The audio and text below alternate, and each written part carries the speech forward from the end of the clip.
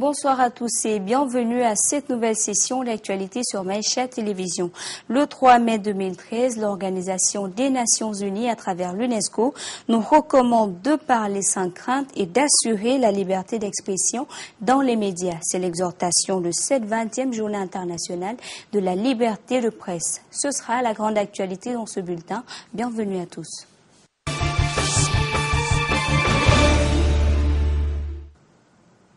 Chaque 3 mai est célébrée dans le monde entier la journée internationale de la liberté de presse. Malgré les désenchantements et les poursuites qui leur coûtent parfois la vie, les braves hommes et femmes dans les médias n'ont cessé de faire de cette liberté un quatrième pouvoir. Un tour dans les rédactions, voyons ce que ça donne avec notre reporter Nadia Aperji. 3 mai, journée internationale de la liberté de la presse. Une journée qui confirme l'article 19 alinéa 2 de la Déclaration universelle des droits de l'homme, article selon lequel tout homme a droit à la parole, à la liberté d'expression et d'opinion. Avec l'avènement de la démocratie dans les pays africains, la presse a connu une expansion sans précédent. Mais force est de constater qu'après quelques décennies, cette presse est toujours dans la quête de cette liberté. Les journalistes doivent parler sans crainte, mais malheureusement, ils n'ont pas cette liberté totale de s'exprimer sans crainte. Mais je pense qu'il faudrait voir ce cas parce que la population a besoin d'informations et les institutions ne communiquent pas suffisamment sur certaines questions pour des raisons de secret défense, comme ils le disent. Considéré comme le quatrième pouvoir et par conséquent ardu dans son exercice, certains pensent que c'est un domaine réservé qu'au sexe masculin. Être journaliste, c'est avant tout une vocation. C'est de vouloir apporter sa contribution pour faire changer les choses. C'est pas pour rien qu'on parle de quatrième pouvoir. Et en tant que femme, je pense que c'est encore plus fort, ce pouvoir que nous avons, parce que nous avons une sensibilité particulière pour faire passer les messages. Donc je pense que celles qui ont des doutes, celles pour qui la marche est encore un peu difficile, il faut qu'elles se mettent en tête que c'est gratifiant d'être journaliste et particulièrement d'être une journaliste femme en Afrique où tout est à faire, où la question de l'éducation et sociale et scolaire est importante, que la femme et la femme journaliste a un grand rôle à jouer. Et dans 10, 20 ans, celles qui vont se mettre aujourd'hui dans ce travail-là seront des figures reconnues. On a aux États-Unis ou ailleurs des femmes très influentes qui sont des femmes journalistes. Donc, pourquoi pas en Afrique? Elles sont nombreuses à être formées dans les écoles de journalisme ou de communication, mais peu sur le terrain pour porter haut le flambeau de ce droit fondamental de l'homme. J'aimerais être présentatrice à la télé.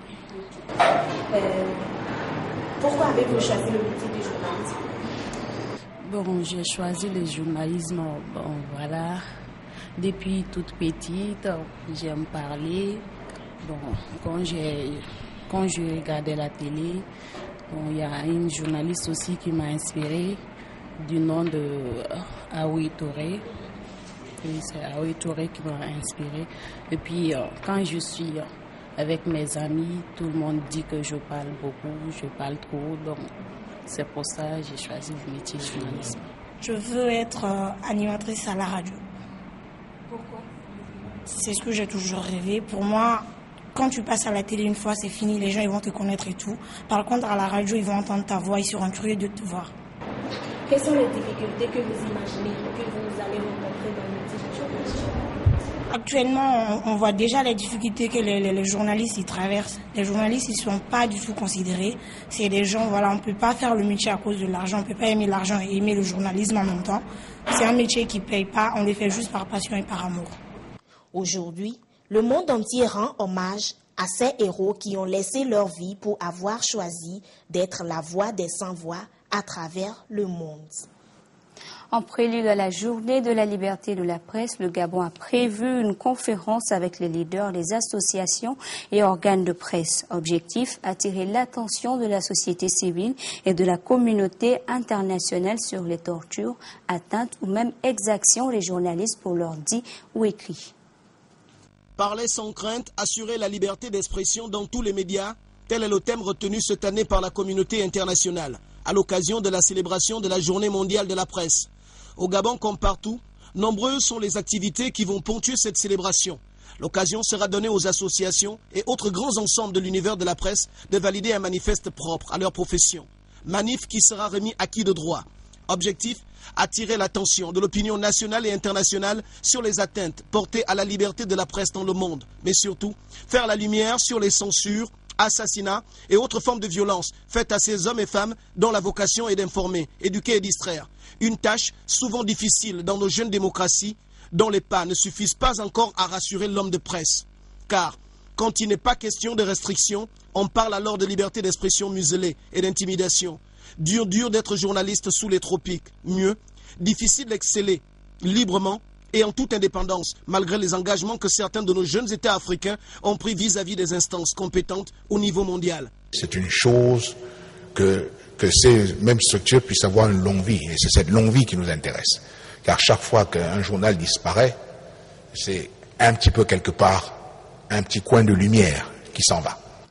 En Côte d'Ivoire, par contre, les journalistes se réjouissent de la liberté retrouvée après des années de crise politique. Ils se proposent de donner un cachet spécial à l'édition 2013 en décalant la date de la célébration. Le 4 mai, les hommes de la plume, du micro et du papier seront dans les rues pour une longue procession. Liberté de la presse, bien sûr, mais responsabilité des journalistes aussi. Ainsi pourrait-on interpréter le thème de cette 20e célébration de la Journée mondiale de la liberté de la presse. Les journalistes de Côte d'Ivoire veulent marquer d'une pierre blanche cette célébration. Une procession de toutes les associations, unions et syndicats de journalistes, depuis la Bibliothèque nationale jusqu'à la Maison de la presse dans la commune du Plateau, est prévue le 4 mai. Histoire de manifester leur joie, leur reconnaissance à l'État de Côte d'Ivoire pour le climat propice à l'exercice du métier en toute quiétude. Une procession pour dire que nous sommes heureux. Nous sommes heureux, c'est notre fête, à l'image des travailleurs qui le 1er mai s'habillent, dansent et vont au palais pour faire l'émotion. Nous également, nous allons nous mobiliser pour arriver à la maison de la presse, délivrer des messages au gouvernement, recevoir aussi les messages du gouvernement et nous allons festoyer ici à la maison de la presse. Des conférences relatives à l'état des lieux de la liberté de la presse en Côte d'Ivoire se tiendront. L'édition 2013, marquant les 20 ans de la célébration de la Journée mondiale de la liberté de la presse, a pour thème liberté de la presse et responsabilité. Le viol d'une petite fille de 10 ans a mis en émoi tout le Maroc. Un acte de pédophilie qui a sonné le glas de la mobilisation des sujets du roi. Ils ont décidé de dénoncer la violation des droits de la femme et la chosification des jeunes filles. Jamais cette petite fille n'a autant eu besoin de sa mère. Depuis son agression, Wiham a du mal à supporter les présences et les visites. Pourtant, nombreux sont ceux qui veulent venir réconforter la fillette et la soutenir. Ce qu'a vécu Wiham a choqué tout un pays et sa cause est devenue nationale. Le soutien des gens et de la société civile sont importants pour faire qu'aucun enfant ne subisse ce qui est arrivé à ma fille. Les abus sexuels sur mineurs sont des crimes intolérables, inadmissibles. Pourtant, ces agressions sont devenues fréquentes dans notre société, une société où le code pénal ne reconnaît pas la pédophilie. Le cas de Wiham est isolé, mais il y a des centaines de cas de viol dont on ignore tout, car souvent les familles d'enfants agressés sexuellement préfèrent garder le silence, le sujet est tabou, et c'est là toute l'importance de l'action associative, rompre le silence et faire que ce genre de drame ne se reproduise plus. C'est la responsabilité de tous les Marocains, nous devons tous nous mobiliser pour offrir une meilleure protection pour nos enfants. Une meilleure protection contre ces dérives ne pourrait se faire sans des réformes réelles, mais avant d'arriver à mettre en place des mécanismes concrets, les ministères concernés par ces affaires doivent conjuguer leurs efforts. En attendant, c'est sur la sensibilisation que l'accent est mis. Nous allons mettre en œuvre très prochainement une politique publique pour l'enfance qui va traiter de toutes les formes de violences faites aux enfants, dont les agressions sexuelles. Les cas de viol sont de plus en plus nombreux. Il est temps de conjuguer les efforts pour mieux lutter contre le phénomène. Il est surtout impératif aujourd'hui de durcir les sanctions à l'encontre de tous ceux qui abusent de l'innocence d'un enfant.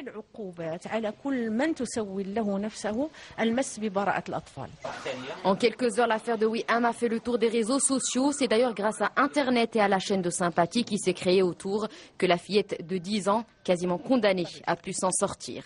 Une extraordinaire mobilisation portée par un collectif constitué essentiellement d'artistes. Il organise une marche ce dimanche à Casablanca.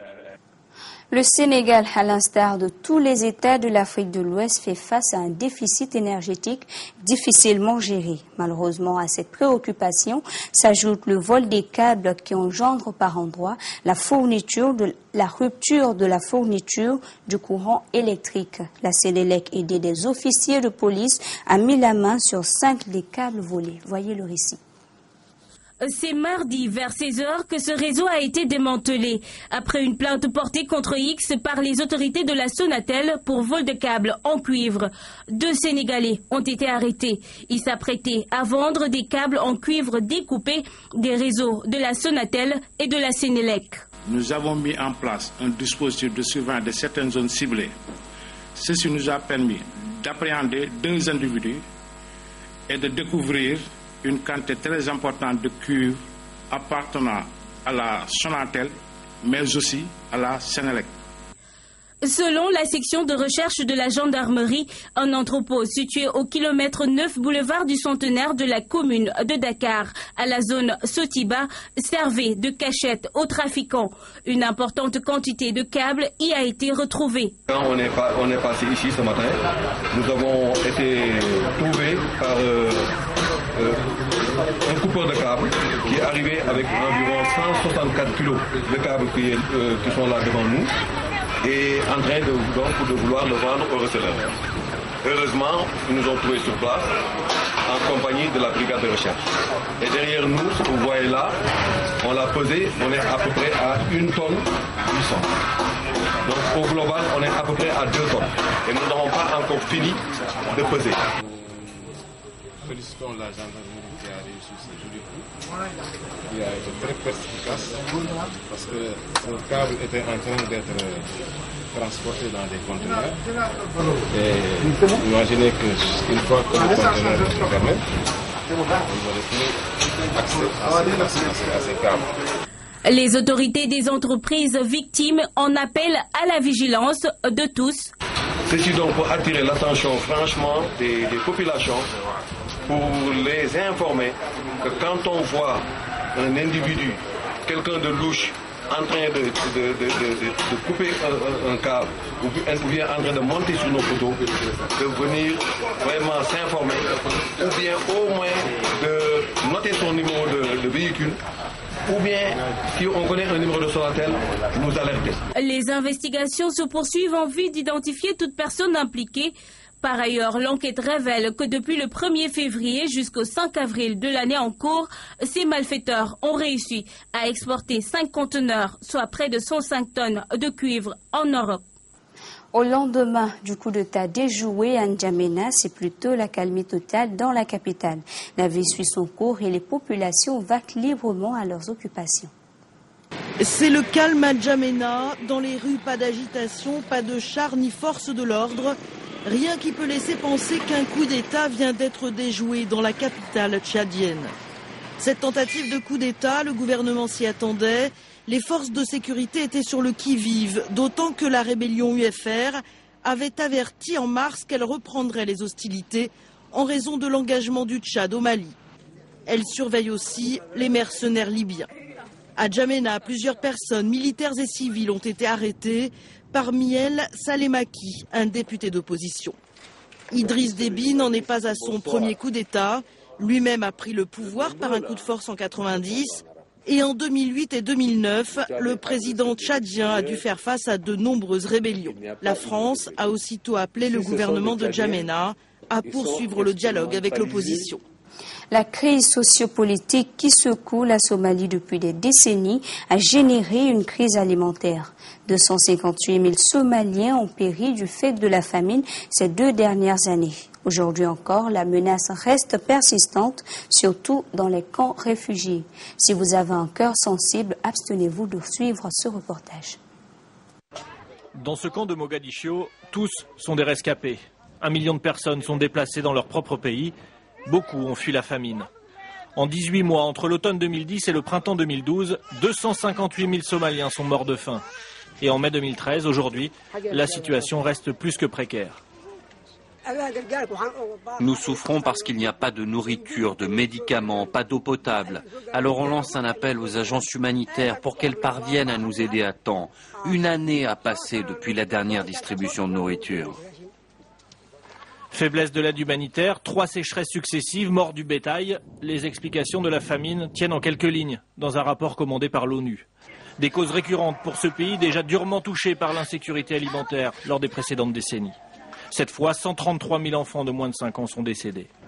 Le centre et le sud du pays ont particulièrement souffert et le conflit permanent entre pouvoir et milices islamistes n'y est pas étranger. La racine du problème, c'est bien sûr le conflit larvé qui engendre la crise alimentaire. Il empêche l'accès de l'aide humanitaire et il est difficile de porter assistance de façon efficace et suffisamment rapide. Les élections de septembre dernier et le récent recul des islamistes Shebab a fait naître l'espoir en Somalie. Espoir relatif au regard du rapport de l'ONU et au futur des réfugiés somaliens. Il resterait 1 million de personnes en situation d'urgence alimentaire dans le pays. C'est ici que prend fin cette édition. Merci à vous de votre attention. Excellente suite de programmes sur Maïcha Télévision.